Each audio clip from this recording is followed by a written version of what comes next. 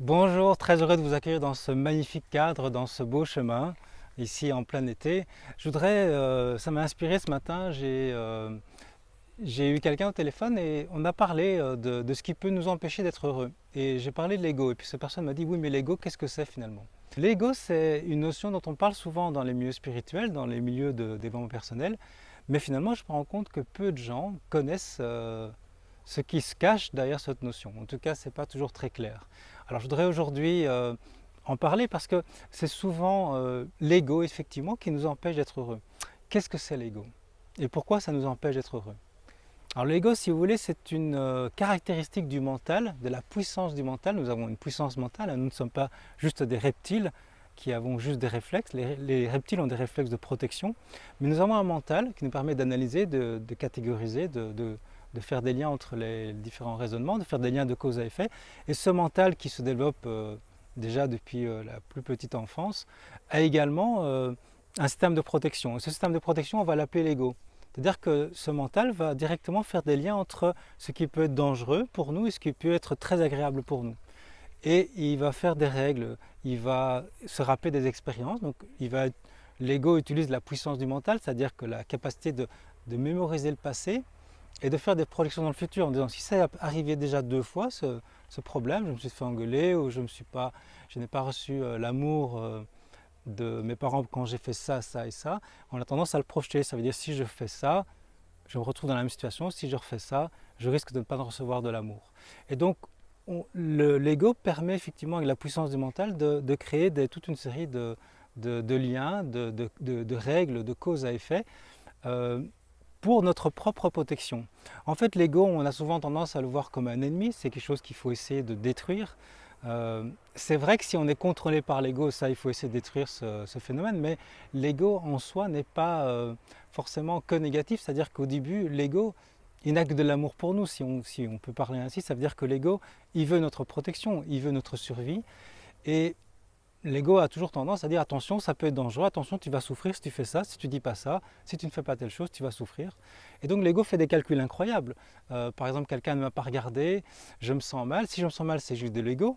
Ou on m'a pas applaudi assez fort, ou on m'a pas remarqué à un dîner et j'ai parlé mais personne n'a rigolé, tandis que les autres on a rigolé, ça va me faire mal. Dans ce cas-là, on va dire ouh là là, j'ai de l'ego, mais l'ego est là pour dire oui mais attention, si ça se passe, je vais peut-être être invisible pour les autres, je vais peut-être être rejeté, ne plus être invité. Si je suis rejeté, qu'est-ce qui va se passer? Ben, je vais me retrouver tout seul. Et si je me retrouve tout seul, je vais mourir. Alors c'est aussi fou que ça, mais l'ego fait des calculs, il se fait des films incroyables. Et finalement, au fond, ce qu'il essaie de faire, c'est de toujours nous éviter de mourir. Il veut notre bonne santé, il veut qu'on vive, si possible de la meilleure façon. Et donc, il cherche avant tout le temps à contrôler son environnement pour être sûr que nous puissions être bien. Mais évidemment, c'est difficile de contrôler un environnement sur lequel nous n'avons aucun contrôle parce que vous avez déjà essayé de contrôler votre mari, votre femme ou vos enfants. C'est très difficile. Contrôler les événements du monde, je n'en parle pas. Donc on a très peu de contrôle. Donc finalement, si nous avons beaucoup d'ego, nous sommes tout le temps stressés. Nous sommes tout le temps stressés. L'ego, si vous voulez, c'est cette petite voix qui nous dit tout le temps et moi, et moi, et moi, et moi. Et moi, pourquoi je ne reçois pas autant? Pourquoi je ne reçois pas plus? L'ego, c'est vraiment cette partie de nous qui veut tout le temps posséder, qui a peur de manquer.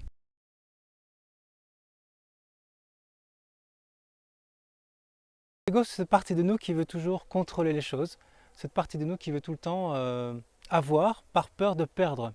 Si vous voulez, l'ego, en fait, il est motivé par deux forces, c'est le désir et puis la peur.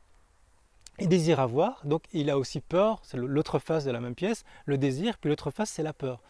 Je désire, donc j'obtiens, quand parfois j'arrive à obtenir, et quand j'ai peur de perdre.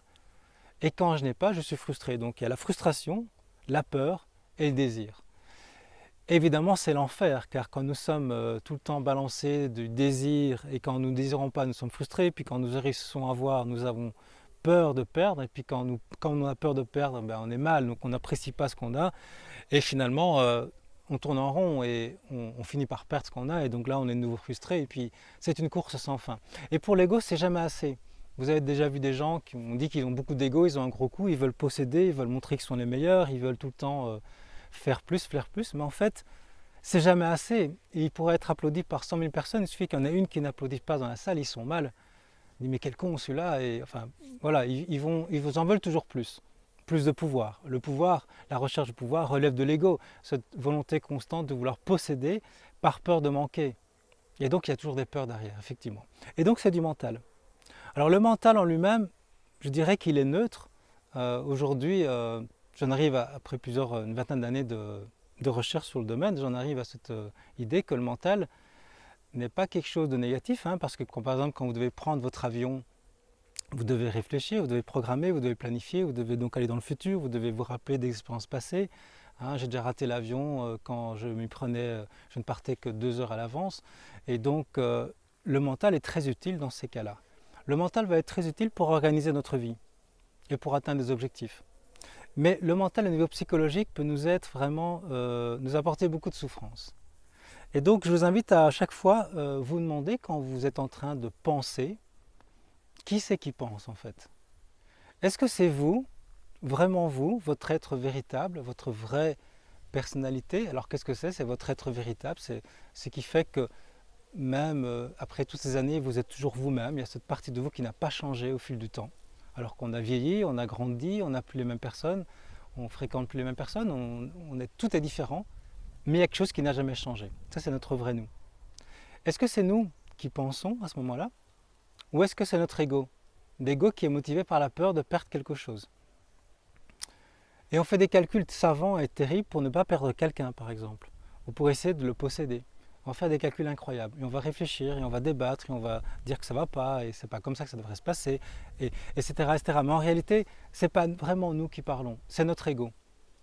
L'ego, on peut le voir aussi, ça peut nous aider comme un serviteur qui est toujours devant nous en train de regarder s'il n'y a pas du danger par-ci par-là. Et il dit attention, là il faut faire ça, il y a une stratégie, si tu veux que cette personne t'aime, il faut faire comme ça, comme ça, comme ça, il faut faire attention à ça, maintenant que tu l'as, attention parce que tu risques de la perdre.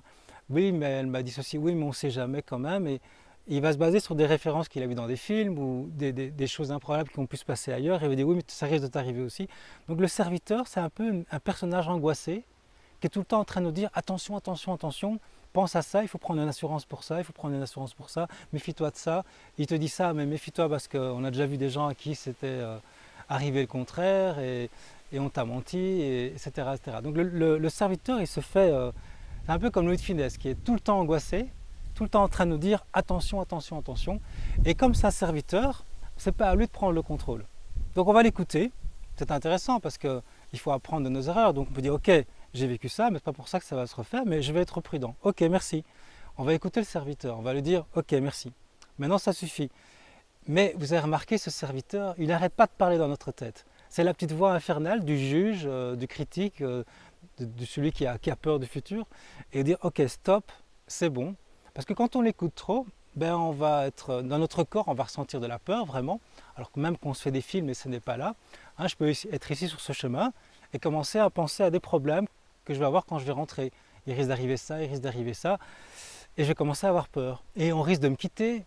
Oui, mais il n'y a aucune raison de penser qu'on va me quitter. Oui, mais quand même, c'est possible. Et en fait, c'est jamais fini. Donc, on va lui dire stop, ça suffit. Parce que si je l'écoute, je ne peux pas profiter de ce bel endroit, de ce présent extraordinaire. Ce présent extraordinaire, c'est un présent, c'est vraiment un cadeau. Mais je le rate à cause de l'ego. Alors qui c'est qui pense? Est-ce que c'est l'ego ou est-ce que c'est notre véritable être, notre être intérieur, notre vraie personnalité? C'est une question que je vous invite à vous poser. Une petite idée, quelque chose qui peut nous aider à voir qui pense, ben, c'est assez simple. C'est chaque fois que nous sommes mal, que nous souffrons, que nous sommes énervés, que nous avons peur, il y a beaucoup de chances que ce soit notre ego qui pense dans notre tête. Donc l'ego utilise la pensée, qui est un véhicule extraordinaire, plutôt que notre véritable être, ce que nous sommes vraiment au fond. Voyons le mental, dernière analogie que je voudrais vous présenter, ça peut vous aider aussi à comprendre. Voyons le mental comme une voiture extraordinaire, une puissance incroyable, comme une Ferrari par exemple, ou une Tesla, enfin peu importe, une belle voiture, magnifique. Et dans cette voiture, il y a deux conducteurs possibles, il y a deux volants. Alors, une drôle de voiture, vous allez me dire, mais c'est une analogie pour comprendre que ça peut être le mental qui conduit. Et en fait, pardon, le mental c'est la voiture, ça peut être l'ego qui conduit. Donc l'ego conduit le mental et nous fait penser à plein de trucs et nous rend la vie impossible. Mais il y a un autre volant dans cette voiture qu'est le mental c'est notre être véritable, notre véritable nous. Et quand il lui prend le volant du mental, il n'est pas obligé de prendre le volant du mental, il n'est pas obligé de prendre cette voiture parce qu'il peut juste être dans la nature et contempler ce bel endroit. De temps en temps, il va prendre la voiture du mental, et avec le mental, il va construire des choses magnifiques. C'est souvent des belles choses, c'est pour l'amour, c'est pour construire, c'est pour embellir. C'est une idée qui nous vient, quand nous sommes dans l'être, nous sommes en train de nous promener, il n'y a pas de mental, une idée nous vient, et puis on va la mettre en action, on va la planifier, et là le mental va être très très utile pour anticiper, en analysant ce qui se passe dans notre environnement, de ce qu'on a comme ressources ou comme obstacles. Le mental va être très utile pour atteindre des objectifs. Mais c'est ça, c'est qui conduit votre voiture? Qui c'est qui conduit? Qui c'est qui pense dans votre tête? Est-ce que c'est votre ego ou est-ce que c'est votre être véritable? Je vous invite à vous poser la question